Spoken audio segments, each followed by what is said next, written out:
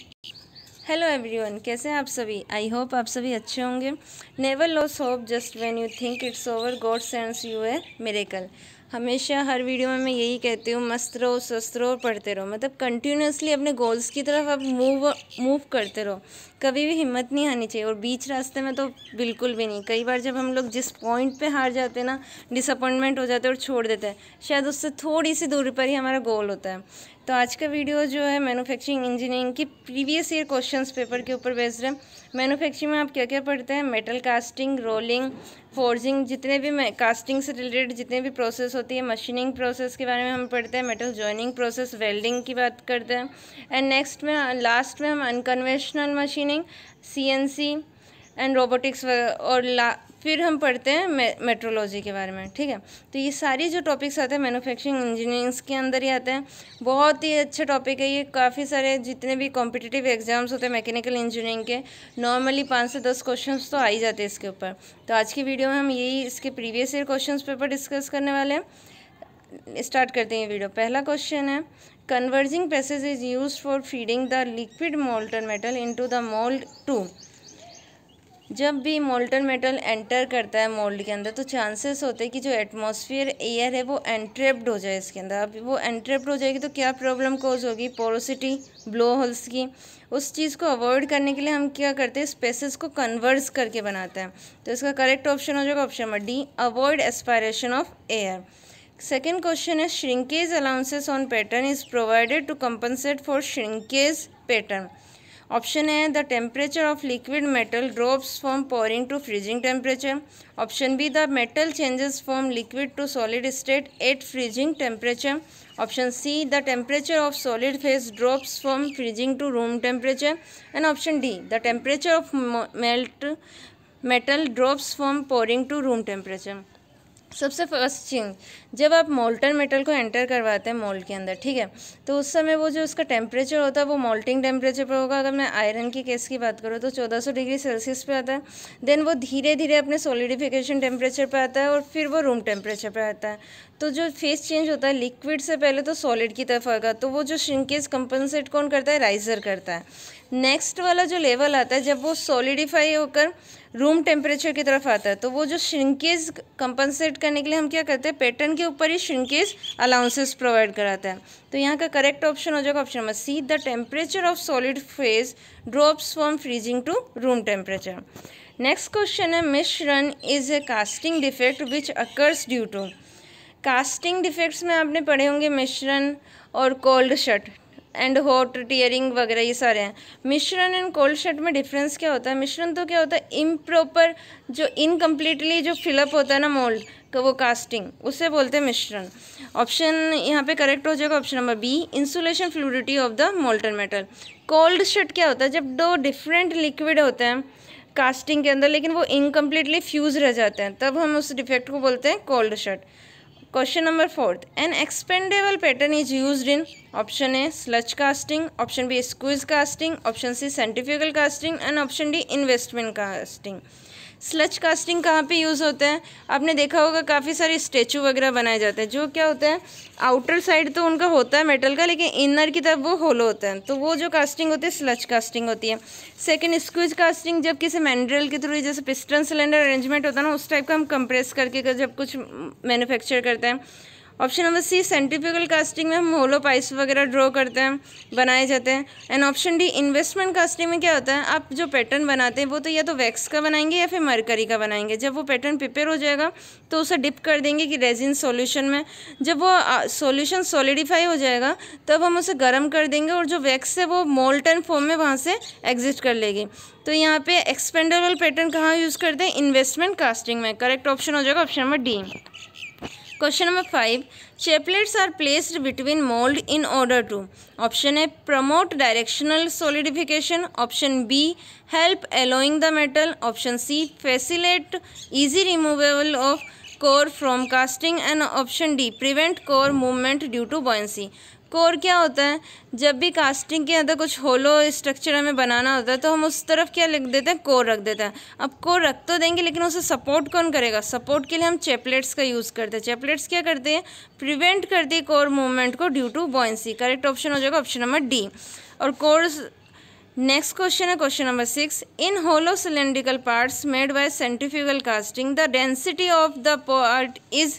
Option A maximum at the outer region, option B maximum at the inner region, option C maximum at the mid point between outer and inner surface, and option D uniform through out.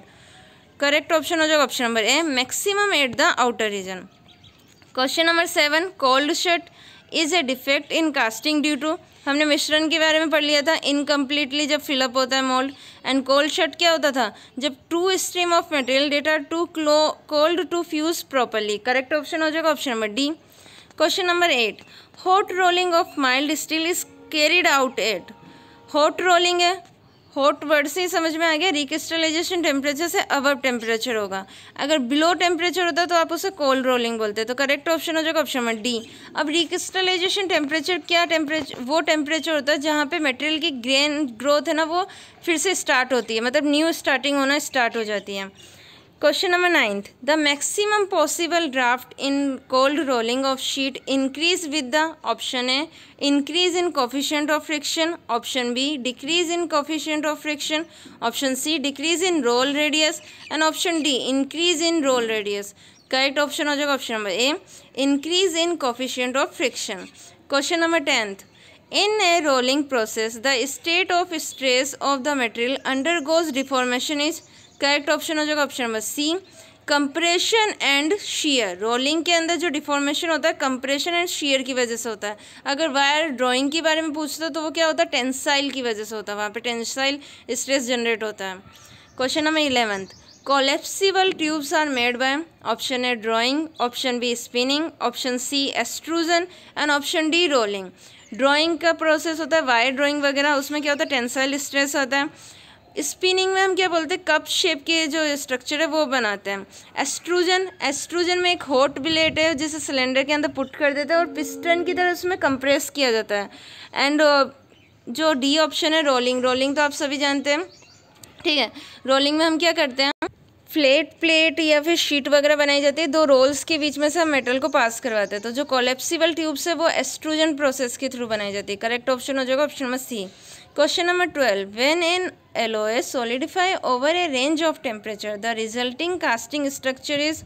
Option A wholly equal exit, option B wholly columnar, option C partial columnar and partially equal exit, and option D है dendrite.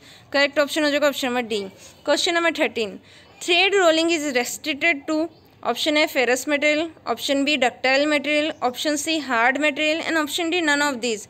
Correct option हो जाएगा option number B ductile material. Question number 14. A moving mandrel is used in. Option A wire drawing, option B tube drawing, option C metal cutting, and option D forging. Wire drawing में क्या करते हैं, किसी भी metal को tensile stress generate की जाती है, उसे वायर फॉर्म में चेंज करते हैं. तो यहाँ पे कोई होलो स्ट्रक्चर क्रिएट नहीं होता. लेकिन ट्यूब ड्राइंग में क्या बनाता है, हम ट्यूब ड्राइंग में हमें होलो स्ट्रक्चर बनाना पड़ता है, मतलब जो ट्यूब्स होती है वो होलो होती हैं. उस होलो स्ट्रक्चर को बनाने के लिए हम उसके अंदर मूविंग मैंड्रेल का यूज़ करते हैं. तो यहाँ पे करेक्ट ऑप्शन हो जाएगा option number B tube drawing. Question number 15. Semi brittle material can be extruded by. Option A impact extrusion, option B closely cavity extrusion, option C hydrostatic extrusion, and option D backward extrusion. Correct option हो जाएगा option number C hydrostatic extrusion. Question number 16. Anisotropy in rolled components is caused by. Option A change in dimension, option B scale formation, option C closure of defects, and option D grain orientation. Correct option हो जाएगा option number D grain orientation. Question number 17. In a linearly hardening plastic material the true stress beyond initially yielding. Option A है increase linearly with the true strain, option B decrease linearly with the true strain, option C first increase linearly and then decrease linearly with the true strain, and option D remain constant. Hardening of plastic material में एकदम proportional होता है, मतलब ये equally directly proportional होगा to stress to strain के. तो correct option हो जाएगा option number A increase linearly with the true strain. Question number 18. The occurrence of casting defect rat tail is possible due to. Statement first है soft ramming of sand, statement second continuous large flat surface on the mould, and statement third excessive hardness of the mould. अब brittle क्या होता है, जब mould के structure पर crack ये वगैरह फॉर्मेशन होते हैं ना, तो हम उस डिफेक्ट को बोलते हैं ब्रिटल। अब ये होता क्यों है, continuous large flat surfaces on the mould and excessive hardness of the mould material. तो करेक्ट ऑप्शन हो जाएगा option number B, second and third only. Question number 19, in blanking operation the clearance is provided on. सबसे पहली बात, blanking operation होता क्या है, जब भी आप ना किसी भी मेटल को रिमूव कर देते हो, ब्लैंक रिमूव कर देते हो, और अगर वो यूज़फुल है तो वो जो ऑपरेशन है ब्लैंकिंग ऑपरेशन होता है। इसी के वाइस वर्सा होता है पियर्सिंग। अगर रिमूवल मटेरियल जो है वेस्टेज है तो वो ऑपरेशन हो जाएगा पियर्सिंग। ब्लैंकिंग ऑपरेशन के अंदर जो क्लियरेंस है वो हम पंच के ऊपर प्रोवाइड करवाते हैं। तो करेक्ट ऑप्शन हो जाएगा option number second. Question number 20. In deep drawing of sheet metal, spring-loaded stepper claims the work until option A है the punch penetrates twice the stroke thickness. Option B, it removes wrinkles on the product edges. Option C, shader removes the work from the tools. And option D, punch is completely withdrawn from the work material. Correct option हो जाएगा option number B, it removes wrinkles on the product edges. तो ये थे वो 20 questions. Next video में हम इसके आगे कंटिन्यू करेंगे। Thank you guys.